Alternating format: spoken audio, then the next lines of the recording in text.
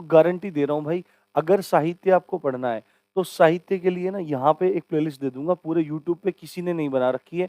पूरा क्रम से 23 वीडियो का पूरा बना रखा है, जाके देख लेना।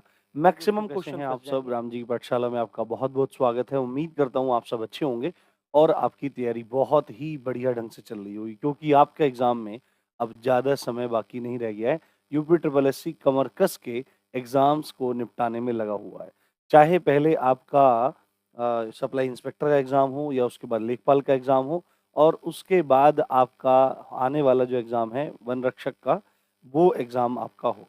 ठीक है? अब इस पे 2-3 चीज़ों पे बहुत ज़्यादा प्रॉब्लम बच्चों के दिमाग में है कि भई जैसे मतलब आपका यूपी ट्रिपल एससी है वो डेट्स को आगे बढ़ा रहा है, आगे बढ़ा रहा है, आगे बढ़ा रहा है, तो क्या हमारी भी डेट्स आगे बढ़ने वाली हैं?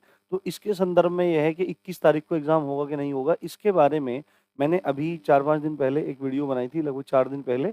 तो तब की स्थिति स्पष्ट की थी। आज एक खबर वायरल हो रही है कि भई एग्ज़ाम का क्या होने वाला है ना? आज एक खबर वायरल हो रही है कि भई एग्ज़ाम का क्या होने वाला है, डेट आगे बढ़ेगी या पीछे हटेगी, कुछ भी होगा, वो है।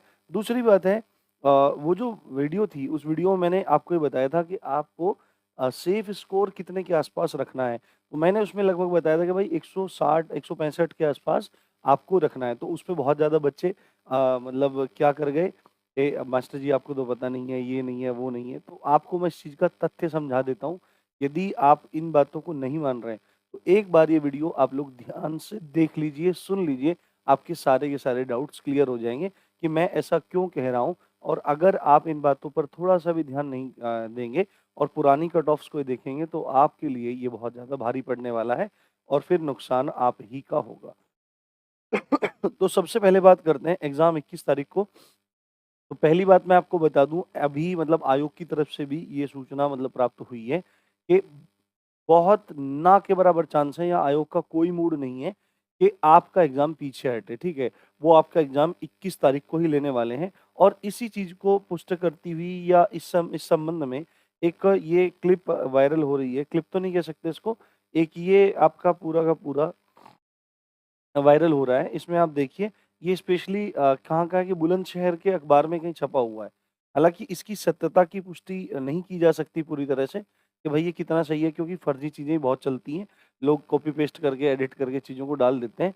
परंतु ये जो है इसके बारे में अगर पूछें कि सही है कि गलत है, तो जैसे हाल यूपी ट्रिपल एससी मतलब दिखा रही है, बता रही है कि भाई एग्ज़ाम होगा कि नहीं होगा, तो एग्ज़ाम अगर आपका पोस्टपोन होना होता तो अब तक हो जाता।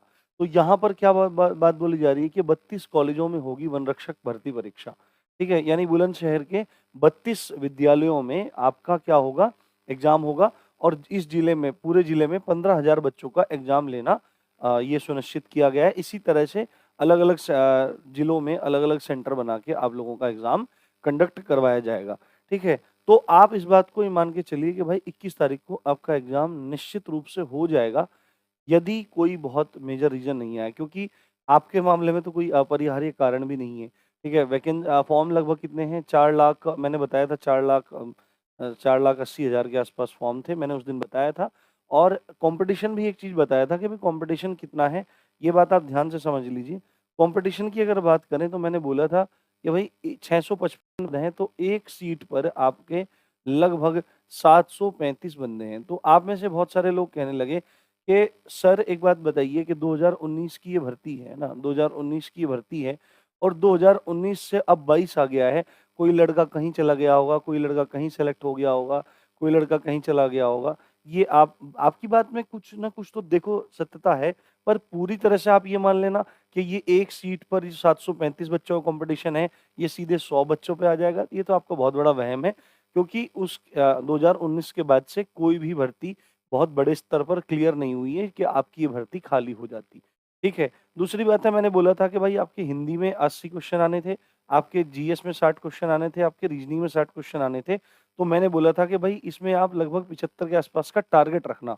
मैंने कट ऑफ नहीं बताई थी, मैंने सेफ स्कोर के बारे में बताया था कि बिल्कुल अगर आपको सेफ खेलना है, तो जैसे परिदृश्य मैं देख रहा हूँ, यानी कि और आप लोगों ने वो चीज़ें नहीं देखी है, मैं अभी क्लियर भी करूँगा। मैंने बोला था कि रीजनिंग में भाई आप करीब-करीब 40 चाल आप करीब-करीब रीजनिंग में, क्षमा चाहता हूँ, रीजनिंग में आप 50-55 के आसपास करना और जीएस में आप 35-40 के आसपास इसको लेके जाना। तो 165-70 के आसपास आप अटेम्प्ट करना अच्छे से, ठीक है? इतना आपको करना पड़ेगा। अब आपको लगेगा कि मेरे तो मॉक टेस्ट में इतने आ रहे हैं, मेरे तो 120 आ रहे हैं, 130 आ रहे हैं, पिछली कट ऑफ इतने पे लगी थी। तो पिछला पेपर जब भी हुआ था, पिछले पेपर में और आज के पेपर में बहुत ज़्यादा अंतर है। कॉम्पिटिशन बहुत ज़्यादा बढ़ चुका है। पहली बात तो कॉम्पिटिशन बहुत ज़्यादा बढ़ चुका है, ये बात आपको बहुत अच्छे से दिमाग में रखनी चाहिए। दूसरी बात है, आपके मॉक टेस्ट में कितने नंबर आ रहे हैं, इस चीज़ से कोई डिसाइड नहीं होता कि पेपर में आपका सेफ स्कोर वही है, जो आपका मॉक टेस्ट में आने वाला है।